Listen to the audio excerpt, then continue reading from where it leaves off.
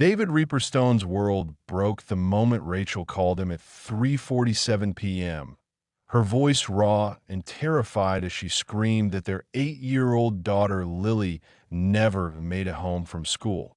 Before we continue, make sure to subscribe and tell me in the comments where you're watching from. The bus driver had said Lily got off at their stop. Rachel sobbed, but she never reached the house that was only 300 feet from the corner, and David felt like the ground had opened beneath him as he raced out the door. Within minutes, 40 steel demons roared down the street, and David broke every traffic law to get to Rachel's house, where they found Lily's backpack dumped in the bushes and the one thing missing that made his blood run cold. Mr. Buttons, the stuffed bear David, had secretly sewn a small tracker into just in case something like this ever happened.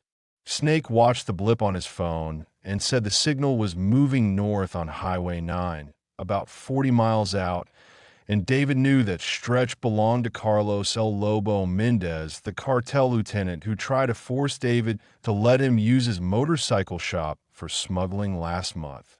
David had said no, and now Carlos had answered with a threat.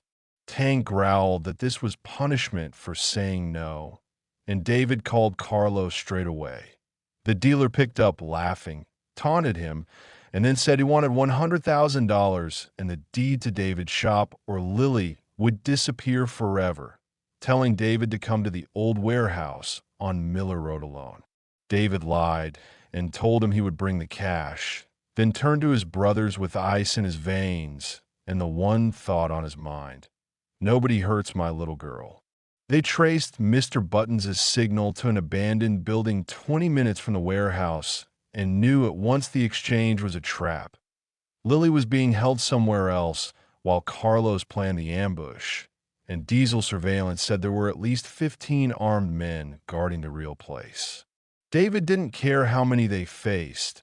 He swore they would bring Lily home, but he also knew Carlos had guns and corrupt cops on his payroll, so they had to be smart. That's when Detective Tom Miller pulled up at the clubhouse, and every gun aimed at him until he threw his badge down and said he wasn't there as a cop, but as a man who'd lost a partner because of Carlos. He showed photos that made every biker sick. 14 children tied up, ages 6 to 12. And Miller explained he'd been trying to build a legal case for 2 years, but the system and Carlos's lawyers kept letting him go. So if the courts wouldn't stop Carlos, they'd have to do it their way. The plan was ugly and simple. Make Carlos believe David would come alone while the brothers and allies moved quietly to the real building where the kids were kept. David rode to the warehouse by himself and found Carlos waiting with 20 armed men who laughed and asked where the money was while David demanded Lily. Carlos smirked that she was safe for now and mocked David for coming alone, but David only smiled and asked, "Did I?" as the thunder of engines rolled in. Not just the steel demons, but 200 riders from clubs across 3 states who'd answer the call to save the children. Carlos went white as the bikers surrounded the warehouse, and David told him this was no longer business because he'd crossed a line. And when Carlos shouted they had no proof, David said they didn't need proof, they needed the truth. While David held Carlos's attention, Tank and a team reached the building with a tracker and found a dark room where 14 children sat tied and scared, some missing for weeks. And there in the corner was Lily clutching Mr. Buttons, so hard her small hands were white. Tank knelt beside her and whispered that her daddy's friends were here and she was safe now. But the fight wasn't over. Radios and distant engines warned them that Carlos had called backup, and 30 more cartel soldiers were racing toward both locations, turning the rescue into a deadly race where every second could mean the difference between bringing the kids home and losing them forever. The bikers showed immediately why no one should ever threaten their families.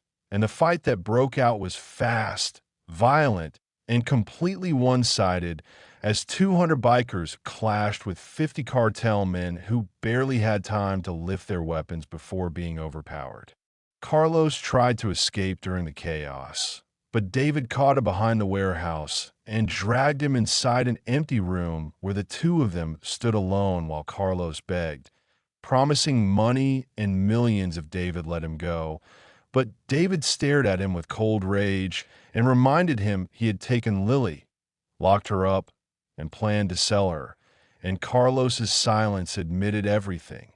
No one knew exactly what happened next. But Carlos's screams echoed through the metal building for an entire hour.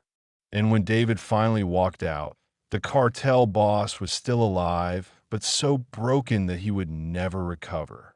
David told Tank to call 911 and report that they had found the kidnapper.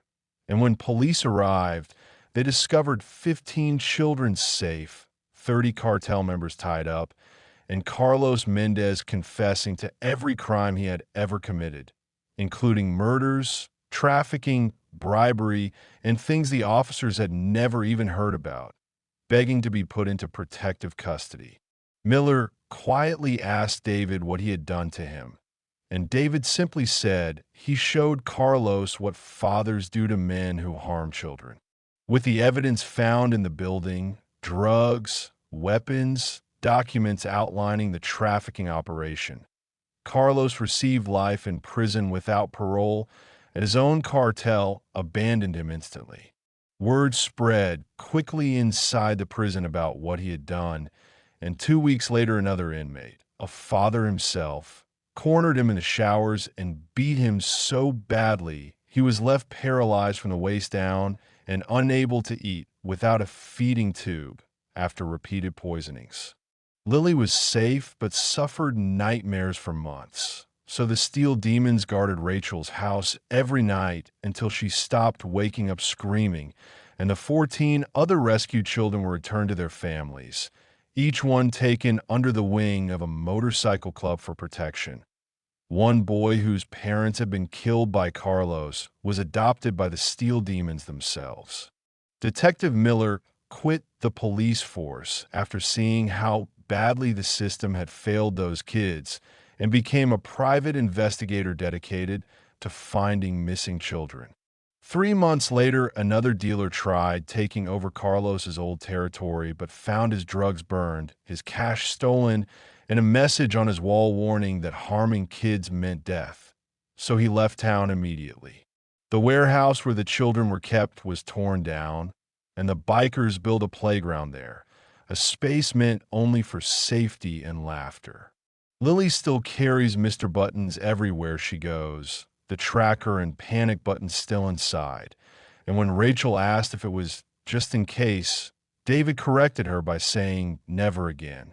The steel demons changed after that day, shifting from a motorcycle club into protectors of their community, responding to any missing child or suspected abuse, acting inside or outside the law, but always with results. Carlos Mendez is technically alive. Though prison has become its own punishment, his body ruined, his food constantly tampered with, his days spent on suicide watch as he receives a photo every year on the anniversary of Lily's kidnapping. Pictures of her growing up safe and smiling, surrounded by 200 leather-clad guardians, with the same message each time. She survived, you won't. Guards always find him crying after reading the letters, wishing for an end that never comes.